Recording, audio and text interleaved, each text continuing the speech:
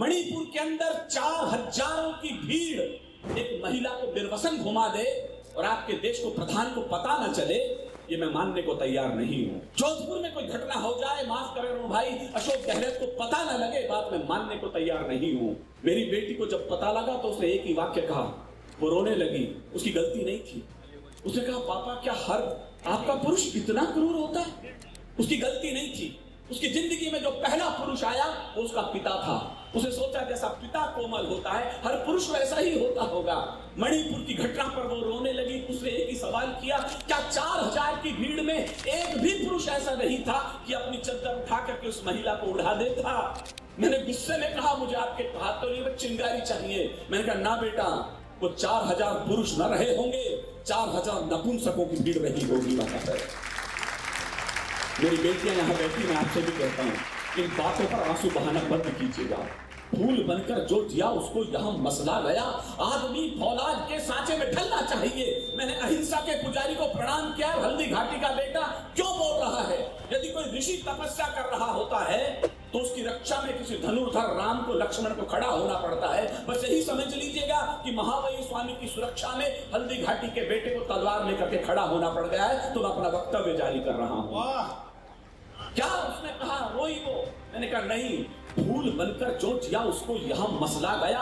आदमी फौलाद के सांचे में ढलना चाहिए और छीनता हो हक तुम्हारा जब कोई, उस वक्त तो आंख से आंसू नहीं, शोला निकलना चाहिए। आंख से आंसू नहीं, शोला निकलना चाहिए। आंख से आंसू नहीं, शोला निकलना चाहिए। लो, एक परिशिक्षक, और यदि ये नहीं हुआ, इसी देश के अंदर आपके राष्ट्रपति को माफी मांगनी पड़ गई देश से कि मैं उस बच्चे को फांसी पर नहीं लटका सकता। इस देश के कानून में इतनी गलियां हैं कि उसे अभी 3 दिन तक वो तथाकथित वकील साहब रास्ते से बचाते हैं फांसी से। और यदि ऐसा होगा तो फिर हैदराबाद होगा। आप एक कल्पना भर करके देख लीजिए, बेटी यहाँ बैठी है। काश ये बेटी मेरी हुई होती, काश मेरी बेटी अलवर में बैठी है, उसके साथ कुछ हो जाए, क्या आप उस समय अहिंसा के प्रणवोकार मंत्र पढ़ रहे होंगे? विनीत चौहान उस दिन अपनी बेटी से कह के मरेगा, न्याय ही कर तोड़ देकर न्याय के विश्वास को। 18 साल तक मुकदमे लड़े, उस बेटी की हर दिन मौत होती है कचहरी के अंदर। न्याय ही कर तोड़ देकर न्याय के विश्वास को। कौन फिर रोके यह इन भेड़ियों की प्यास को? मैं अकेला भी गाने वाला बचा इस कानून को, तो अपनी बेटी को कहकर जाऊंगा कि तुम ये करना, तुम्हारा बाप मुकदमा लड़ेगा तुम्हारे लिए जिंदगी भर के लिए। न्याय ही कर तोड़ देकर न्याय के विश्वास को। कौन फिर रोके यहाँ इन भेड़ियों की प्यास को? एक ही चारा बचेगा बेटियों के पास फिर। मुझे हिंदुस्तान की सर्वाधिक ताली उठे। एक ही चारा बचेगा बेटियों के पास फिर।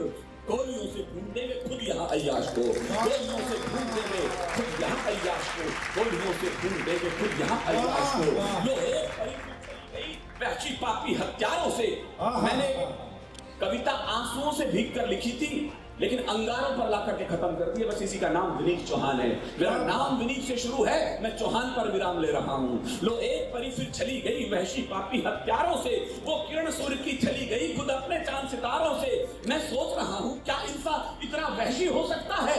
कलियों की छाती में क्या इतने गहरे कांटे बो सकता है? मैं शीश पटक कर पूछ रहा, क्या यही भाग्य है माटी का? दुनिया में क्या संदेश गया इस जगत गुरु की माटी का? दुनिया में क्या संदेश गया इस जगत गुरु की माटी का? दुनिया में देखे के बाद समझ लीजिएगा, ये कुर्सी मैंने खाली नहीं कराई है। मेरे हिस्से में यदि आए हो आप तो फिर 100% रहिएगा। प्रवीण, सर्वेश, सब भाई जानते हैं, राजस्थान यूनिवर्सिटी का एक गोल्ड मेडल मेरे हिस्से में आता है। मुझे 100 में से 100 नंबर लेने की आदत है। या तो 100% रूटिंग करो या 100% ताली बजाओ, वरना दरवाजा खुला हुआ है। मैं आपको नहीं रोक रहा, वो इन्होंने रोका होगा। मैंने 35 साल में हाथ जोड़ के गिड़गिड़ा के कविताएं नहीं पढ़ी है। कविता का समर्थन है तो आपका साथ मिले, वरना विनीत चौहान, मैंने कहा छोटी कविता कर रहा हूँ। लो, एक परी फिर चली गई वहशी पापी हत्यारों से। वो किरण सूर्य की चली गई खुद अपने चांद सितारों से। मैं सोच रहा हूँ, क्या इंसान इतना वहशी हो सकता है? कलियों की छाती में क्या इतने गहरे कांटे हो सकता है? मैं शीश पटक कर पूछ रहा, क्या यही भाग्य है माटी का? दुनिया में क्या संदेश गया इस जगत गुरु की माटी का? हम काम विजेता कहलाए पश्चिम में सिर ऊंचा करके। इस घटना पर शर्मिंदा है, बैठे हैं सर नीचा करके। इस घटना पर शर्मिंदा है, बैठे हैं सर नीचा करके। इस घटना पर शर्मिंदा है, बैठे हैं सर नीचा करके।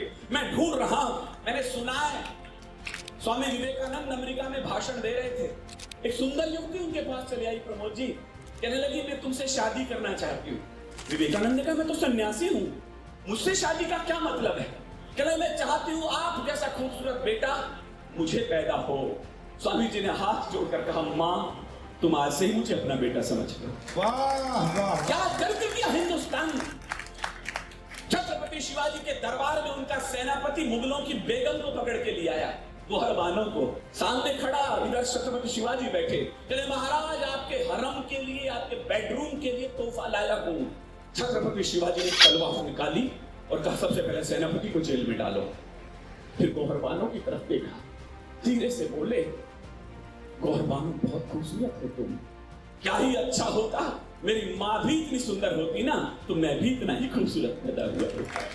ये चरित्र था हिंदुस्तान का। हम कौन थे, क्या हो गए और क्या होंगे अभी, आओ विचारें बैठकर हम ये समस्याएं सभी। हम काम विजेता कहलाए, ये हिंदुस्तान था, हम काम विजेता कहलाए, पश्चिम में सिर ऊंचा करके इस घटना पर शर्मिंदा हैं, बैठे हैं सर नीचा करके।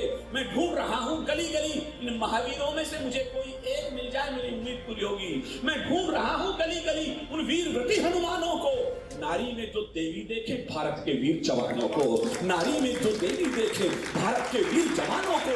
जब क्रूर वासना पसर गई भारत के सब गलियारों में, मेरी एक ही चिंता है, अगर क्रूर वासना पसर गई भारत के सब गलियारों में तो कीर्ति पताका सूरज की खो जाएगी अंधियारों में। इसलिए निवेदन है मेरा इन दिल्ली के दरबारों से, मैं पूरे हिंदुस्तान की सरकारों से बोल रहा हूं, मुझे विदा कीजिएगा।